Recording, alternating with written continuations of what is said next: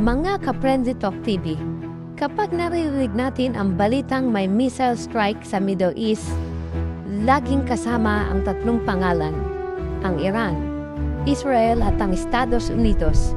Pero ang tanong bakit? Bakit tila hindi natatapos ang tensyon nila?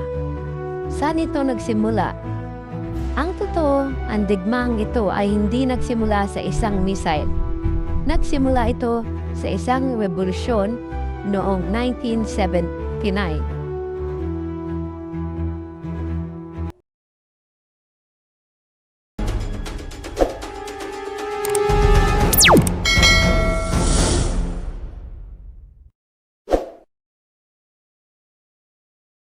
Bago ang 1979, magkalyado ang Iran at ang Israel. Sa panahon ng pamumuno ni Mohammad Reza Shah Pahlavi, ang Iran ay isang pro-Western, kaalyado ng US. May diplomatic tie sa Israel. Ang US ang tumutulong sa Iran sa military at ekonomiya. At samantalang Israel naman ay may intelligence cooperation sa Iran. Ibig sabihin, walang tensyon noon. Pero bakit nagbago? Noong 1979, naganap ang tinatawag na Iranian Revolution. Pinatalsik ang Shah at pinalitan ng Islamic government sa pamumuno ni Ruhollah Khomeini. Dito nagsimula ang malaking pagbabago sa ideology.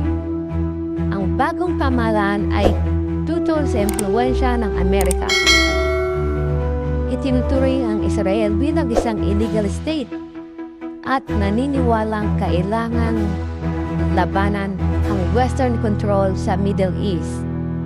Tinawag nila ang US bilang isang Great Satan. At dito nagugat ang ideolohikang galit. Hindi lang ito isang political issue o religious at ideological na ito. Simula noong 1980s hanggang year 2000, bihira silang mag-direct war. Sa halip, gumagamit sila ng tinatawag na proxy war. Ang Iran ay sumuporta sa Hezbollah at Hamas.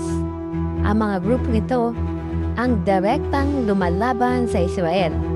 Samantala, ang Israel ay nagsasagawa ng airstrike laban sa Iranian target sa Syria. At ang resulta, palaging may tensyon, pero walang full-scale war. Ang pinakamalaking dahilan ng takot ng Israel at ng US ay ang nuclear program ng Iran.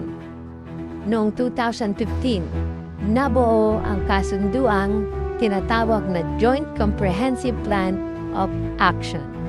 At ang layunin nito, limitahan ang mga uranium enrichment ng Iran. Sumunod, i-monitor ang kanilang nuclear facilities. Pero noong 2018, sa ilalim ni President Donald Trump, pinaalis ang US sa kasunduan at napatupad ng sanksyon laban sa Iran. Dito lalo uminit ang sitwasyon. At noong 2020, isang malaking pangyayari ang halos magdulot ng digmaan. Pinatay ng US drone strike ang Iranian general na si Qasem Soleimani. Siya ay isa sa pinakamakapangyarihang military leader ng Iran. Nag-retaliate ang Iran sa pamamagitan ng missile strike sa US bases. Muntik na itong magresulta sa tinatawag na full-scale war. Dahil dito, ang ideological hatred mula noong 1979 at proxy war, nuclear fears, at ang retaliation cycle at ang strategic importance ng Middle East or Middle East oil at military bases. Ito ay pahangapoy na hindi tuluyang namamatay. Paminsan-minsan lang ito lumalakas. Ang tensyon sa Iran laban sa Israel at US ay hindi biglaan. Hindi simpleng galit. Ito ay bunga ng 40 years taon ng political shift, religious ideology, military strategy, nuclear fears, at ang tinatawag na geopolitics. Mga ka-Friendly Talk TV, ang digmaan ay hindi nagsisimula sa isang araw. Ito ay resulta ng mga desisyon na ginawa dekada ang nakaraan. Kung gusto ninyo ng mga gantong klaseng malalim pero malinaw na documentary style explanation, suportahan ninyo ang aking channel. I-like, i-share at i-subscribe.